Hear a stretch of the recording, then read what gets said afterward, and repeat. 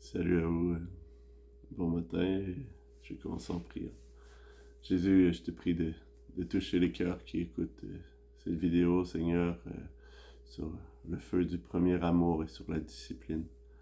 Seigneur, je te prie de venir témoigner avec force et puissance, Seigneur, comme tu as témoigné dans mon cœur dans ces derniers temps. Et Seigneur, je veux te louer, je veux t'exalter, je veux élever ton nom, Yeshua. Je te demande, Yeshua, de venir, toi le roi des rois, le Seigneur des seigneurs, venir toucher par la puissance de ton esprit en ce matin, cœur, et d'animer le feu de ton esprit dans nos vies afin de ranimer ce premier amour et qu'on puisse être trouvé bouillant devant toi, Jésus. Alléluia. Gloire à son Seigneur. Je vais commencer en lisant Révélation chapitre 2, je vais lire les 5 premiers versets. Ça dit: Écris à l'ange de l'église d'Éphèse, voici ce que dit celui qui tient les 7 étoiles dans sa main droite, qui marche au milieu des 7 chandeliers d'or. Je connais tes œuvres et dans ton travail et ta patience, et je sais que tu ne peux endurer les méchants.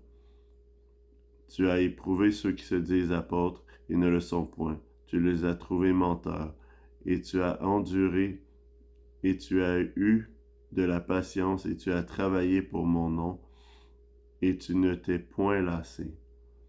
Néanmoins, j'ai quelque chose contre toi, parce que tu as abandonné ton premier amour. Souviens-toi donc d'où tu es déchu, et repens-toi, et fais les premières œuvres, sinon je viendrai bientôt à toi, et si tu ne te repens, j'ôterai ton chandelier hors de sa place.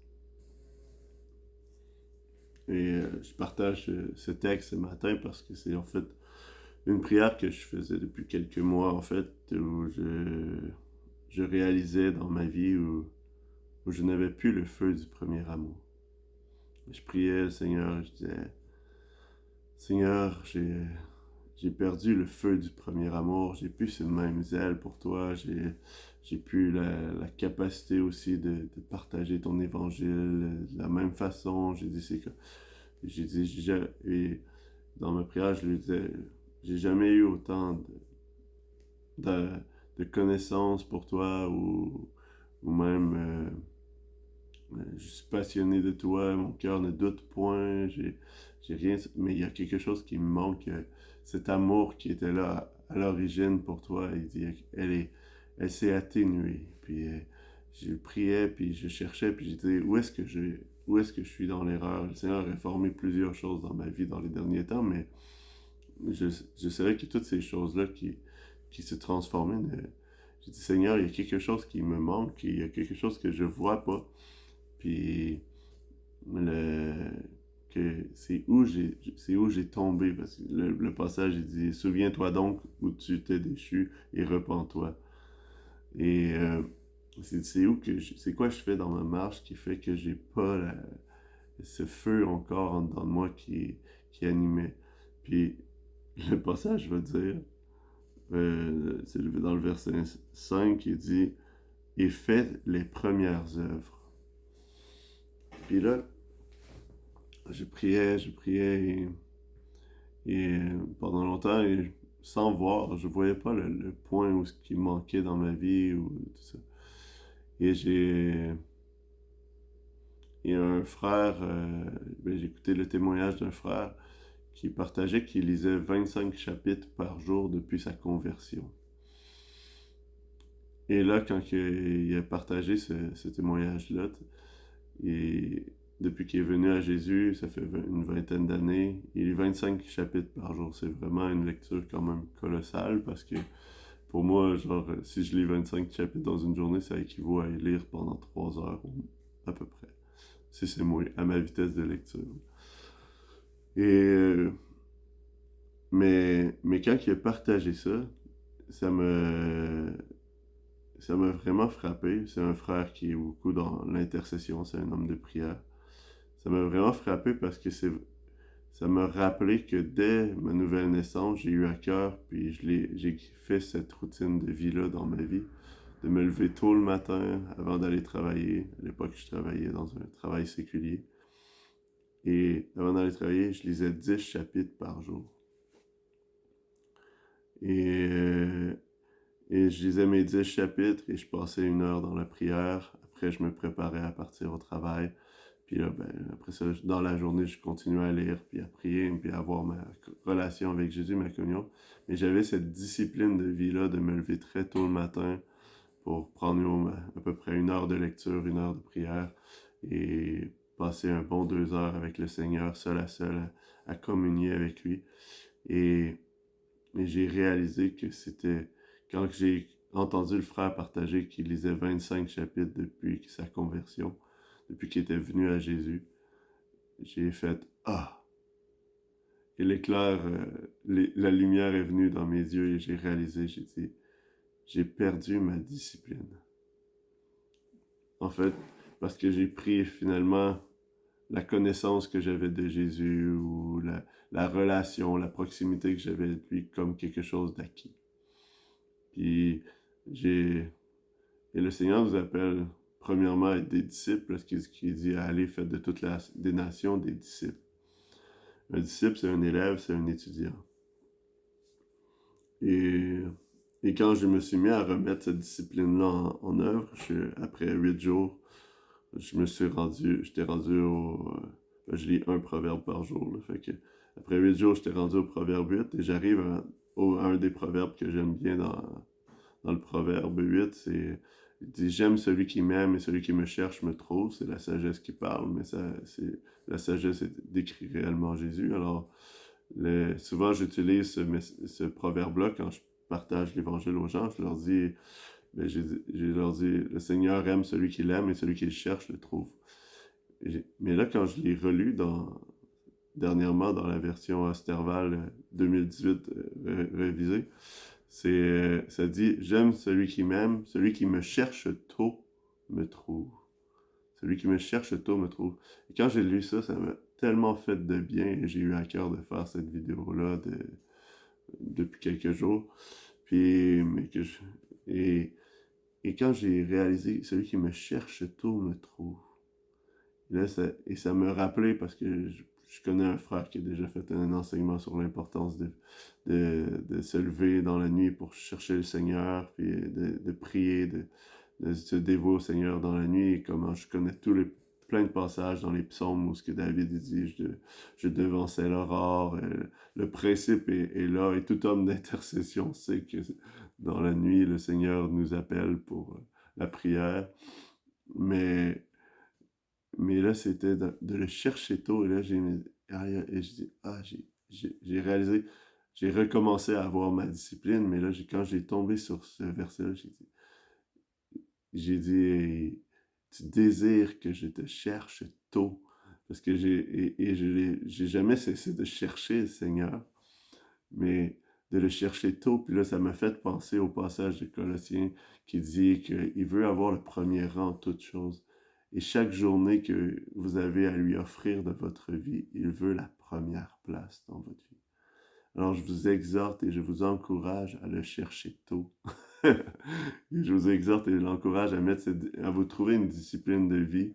C'est pas nécessairement d'imiter la discipline d'un autre, mais de demander à Jésus, comment je peux me discipliner à te chercher tôt et à prendre du temps dans la parole, à prendre du temps parce que c'est important de lire la parole et réellement quand je parle de lire la parole, ça c'est ma routine personnelle, je dis pas que c'est ce que vous avez à copier, mais quand je lis là je suis rendu, je lis 12 chapitres parce que j'ai perdu du temps, fait que je lis 2 chapitres de plus. Mais dans ma lecture personnelle, je ne lis pas dans le but de méditer ou d'étudier. Ça, c'est dans mes autres moments de la journée. Je lis pour m'imprégner de la parole. Je la lis, et je vous partage mon truc personnel. Moi, je ne lis pas dans ma tête. Je ne prie pas dans ma tête. Tout ce que je fais, je le déclare parce que je crois à la puissance de la parole. Fait qu'en fait, je lis à voix haute pour que la parole soit déclarée. soit déclaré sur ma vie, soit déclaré sur ma maison, soit déclaré sur ma province, soit déclaré sur mon pays. Et je lis la parole et je la déclare pour qu'elle devienne vie, et qu'elle devienne vie dans ma vie, qu'elle s'imprègne en moi. Et cette routine de vie-là que j'ai maintenue pendant des années, plus de 10 ans, et en fait, a créé que la parole s'est imprégnée en moi. Que les textes des Écritures se sont imprégnés en moi et je n'ai jamais cherché réellement à apprendre par cœur la parole, même si j'ai pratiqué certaines disciplines dans mes études personnelles, chose que je peux vous partager, qui peut être un outil d'édification. Il y avait un frère plus âgé qui avait partagé un jour que lui, il apprenait pas les versets par cœur, mais il apprenait ce que les chapitres voulaient dire. Parce qu'il dit, il dit, c'est pas qu'il faut pas apprendre les versets par cœur, c'est pas ça du tout la pensée, c'est qu'il apprenait les versets clés par cœur, les versets importants, c'est comme pour moi, Ésaïe 53, verset 6, qui dit « Nous étions tous errants, suivant chacun notre propre chemin, mais l'Éternel a fait tomber sur lui l'iniquité de nous tous. » Ça, c'est un verset que j'utilise énormément quand j'évangélise. C'est un verset qui est dans ma bouche, que je me suis approprié. Mais dans la notion, c'est dur il y a tellement de pensées, mais je vais vous donner un exemple juste comme pour moi, qui était clair et évident de cette pratique-là, c'est de saisir, mettons, que les 12 premiers chapitres de Romains sont l'exposition élargie de l'Évangile. Le chapitre 1 expose l'apostolat de l'Église, d'amener à l'obéissance de la foi à toutes les nations, et ensuite elle part vers la déchéance de l'humanité. L'homme, le gentil, le païen, il est perdu. Il ne cherche point Elohim, puis il est perdu. Le chapitre 2, le religieux, celui qui se croit élu dès sa naissance, comme le juif, ou peut-être ou dans notre nature d'aujourd'hui, le chrétien, n'est pas mieux que le païen. Il est perdu. Le chapitre 3 continue sur la perdition du religieux et arrive à la fin pour révéler l'œuvre de Christ, car tous ont péché, sont privés de la gloire d'Élohim. Et là, il nous met gratuitement justifiés, rachetés par Jésus-Christ, qui a été notre victime propitiatoire, et il expose la foi.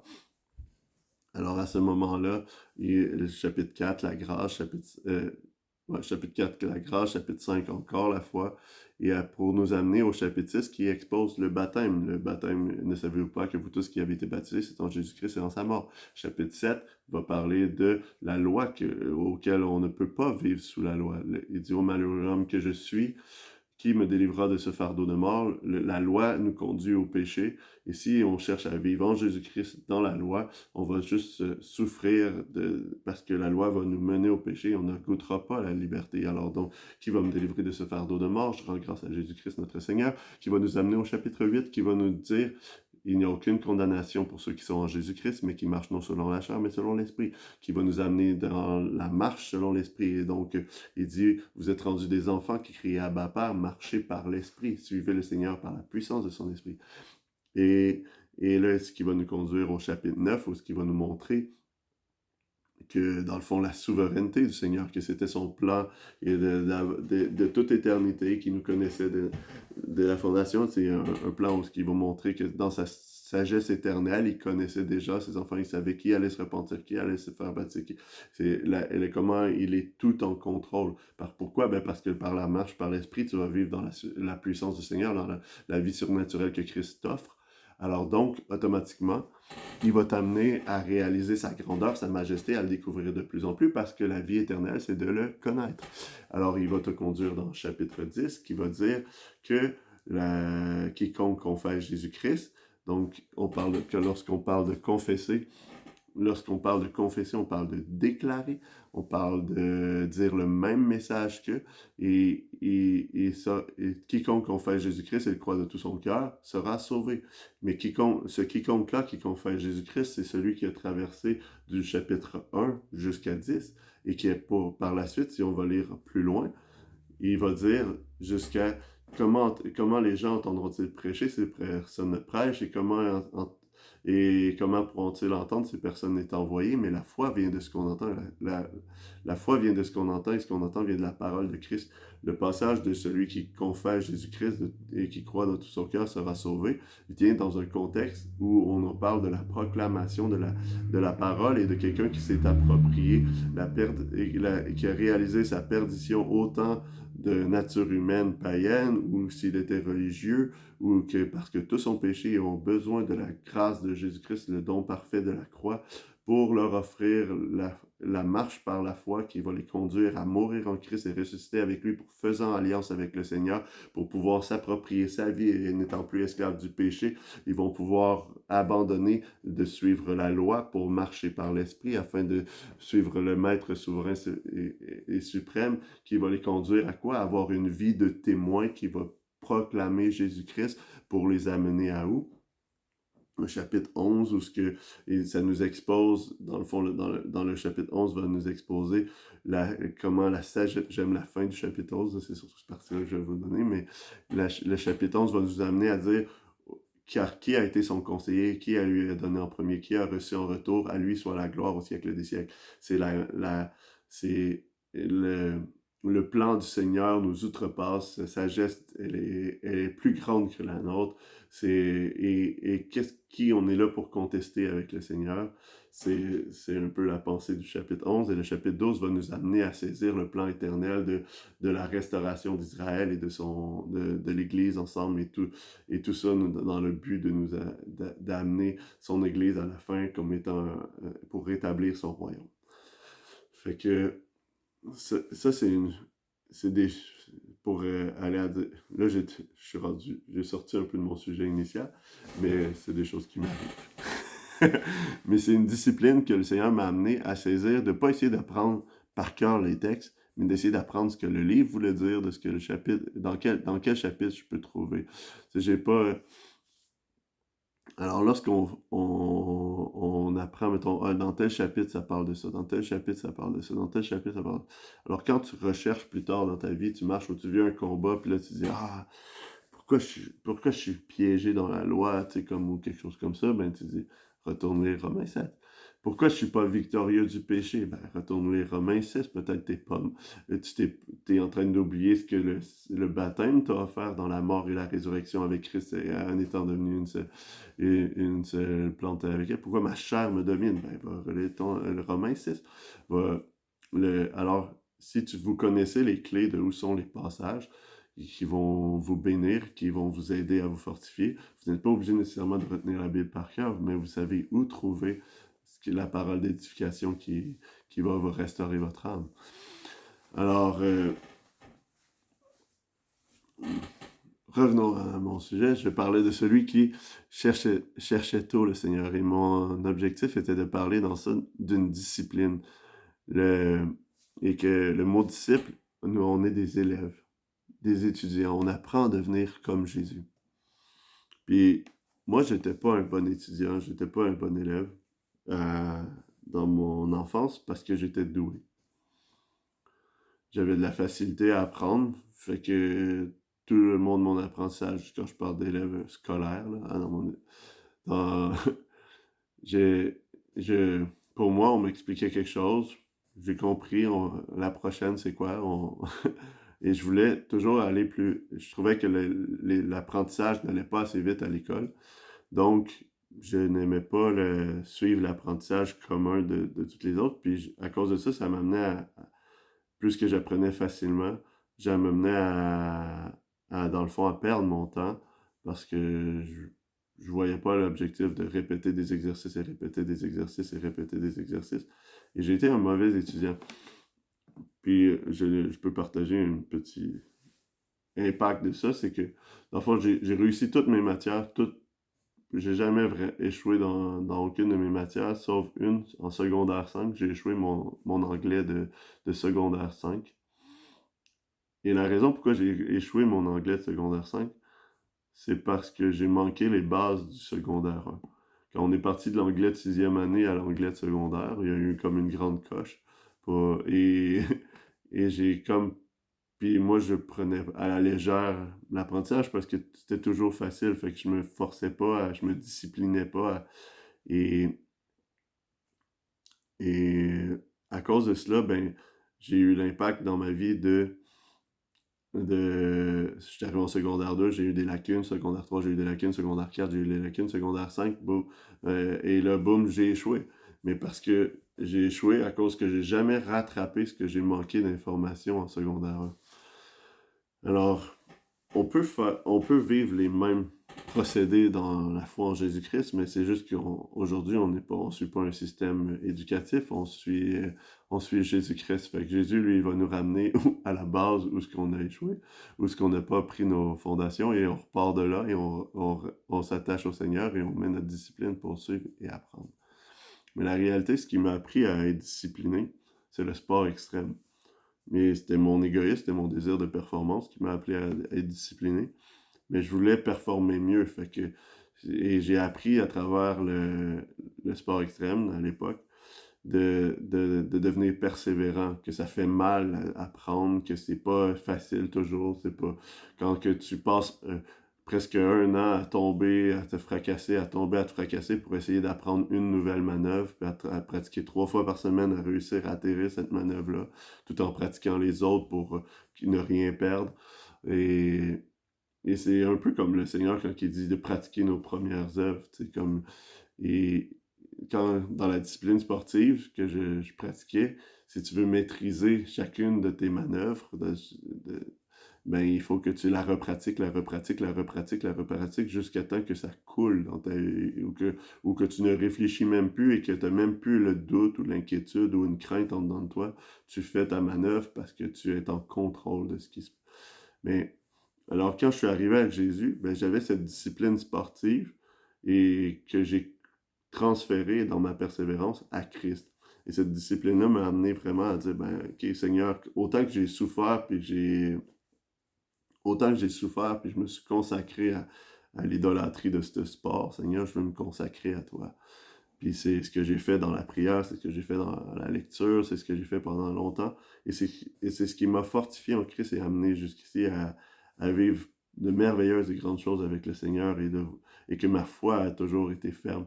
Mais dans les dernières années, on a déménagé, j'ai arrêté de travailler sur un travail séculier et ma routine de vie, elle est pas de... J'ai perdu la routine du travail séculier parce que le Seigneur me conduisait à passer à une autre étape dans ma marche. Mais à cause de ça, avec le temps, j'ai pris l'habitude de rester peut-être plus couché avec ma femme, de me lever à la même heure que ma famille, au lieu de me lever plus tôt. Et j'ai réalisé que ça a détruit le feu du premier amour dans ma vie, parce que j'avais perdu cette discipline-là de mettre en prémisse le Seigneur, de mettre en premier dans ma journée, de mettre en premier, de le chercher tôt, de le chercher avant l'aurore. Et, et, euh, et là, et maintenant, ça fait maintenant, je sais pas, je suis rendu à 11 jours que c'est 11 ou 12.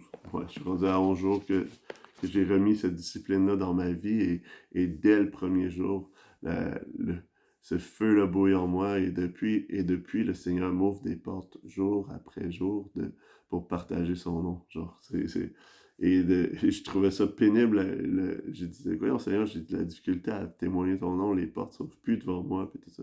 Puis il arrive toujours des occasions pour témoigner son nom, pour bénir un frère, pour partager l'évangile. Et il remplit ma bouche. Pourquoi? Mais parce que j'ai fait de lui ma bouche dès l'aurore, dès tôt le matin. Alors je vous encourage, c'est une exhortation, j'ai juste à chercher le Seigneur tôt. Je trouve ça drôle parce que ça fait plus de 12 ans, 13 ans, ça fait 12 ans que je dis aux gens, le Seigneur aime celui qui aime, celui qui le cherche le trouve, mais là, aujourd'hui, je vais vous dire, cherchez tôt le Seigneur et vous le trouverez. Mais, alors, c'était un encouragement à être discipliné pour le Seigneur, puis à pas voir la discipline comme quelque... Et c'est une des choses peut-être qui m'a amené à, à arrêter cette discipline-là, c'est que j'ai eu un temps où je lisais, puis je trouvais que il n'y avait plus de rafraîchissement dans la lecture ou quelque chose de même, et j'ai cessé cette persévérance-là. et je crois que c'était un mensonge de l'ennemi sur ma vie, mais le, que dans le fond, j'ai dit, j'étais comme, j'ai vu la lecture comme quelque chose de religieux, comme quelque chose de, parce que je lis, mais je suis pas capable de vivre tout ce que je comprends, tout ce que, fait que je me suis dit, je veux vivre plus la vie, fait que là, tu sais, comme, alors je me suis dit, peut-être je devrais arrêter de juste me consacrer dans une routine, une discipline que j'avais. Et c'est là où je veux confronter la différence entre la religiosité et la discipline. La, la discipline est dans le but d'apprendre à s'approcher du Seigneur, à aller percer son cœur, à aller se coller sur lui. Parce que on peut rien offrir à ce monde, hein. Et comme Paul, j'aime bien la phrase de Paul qui dit j'ai fait plus que tout, mais non pas moi, mais la grâce qui agissait en moi. Ou je ne peux rien, je puis tout par Christ qui me fortifie, ou sans moi, vous ne pouvez rien faire. La parole est claire. Il dit, mais si vous demeurez en moi, vous allez porter beaucoup de fruits.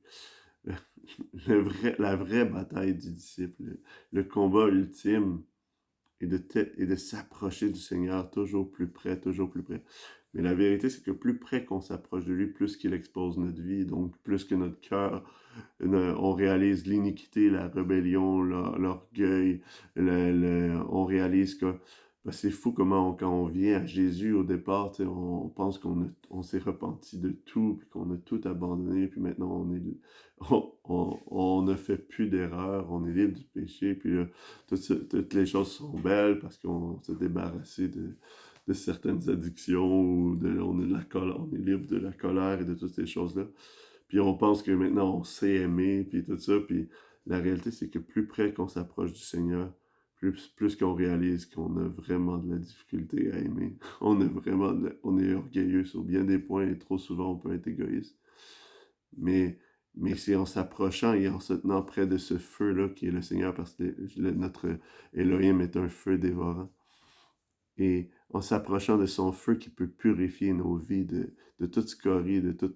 Et c'est de ce feu que je veux continuer maintenant et persévérer à m'approcher chaque matin. Et comme ça m'avait vraiment béni de réaliser cette chose-là, je me suis dit, ben, je veux le partager à ceux qui écouteront ce message, afin que je vous encourage à retrouver le feu du premier amour. Je ne dis pas que c'est nécessairement ça, la même discipline qui est la même étape qui est dans votre vie, mais restez attaché à ce feu du premier amour dans votre vie. Puis, et que le Seigneur Jésus vous bénisse. Je veux prier pour vous avant de vous laisser. Seigneur, que ton nom Jésus vienne révéler à ceux qui ont écouté ce message le chemin pour restaurer le feu du premier amour, afin qu'ils puissent continuer à pratiquer leurs premières œuvres, afin d'être tenus devant toi lors du jour de ta venue, Seigneur, comme une des vierges sages, Seigneur, qui ont leur coupe remplie d'huile. Seigneur, je te prie de venir bénir ces frères et sœurs qui écoutent ce message, Seigneur, d'une passion et d'une zèle, et de leur donner que ce que tu as pu déposer en moi par rapport à la discipline dans ces dernières semaines, Seigneur, qu'elle puisse leur être offerte et qu'ils puissent le recevoir, l'exhortation que je cherche à leur faire, à les encourager, que la joie du Seigneur puisse être leur force. Et merci Jésus, parce que tu reviens bientôt et que nous allons te voir dans ta gloire. Alléluia.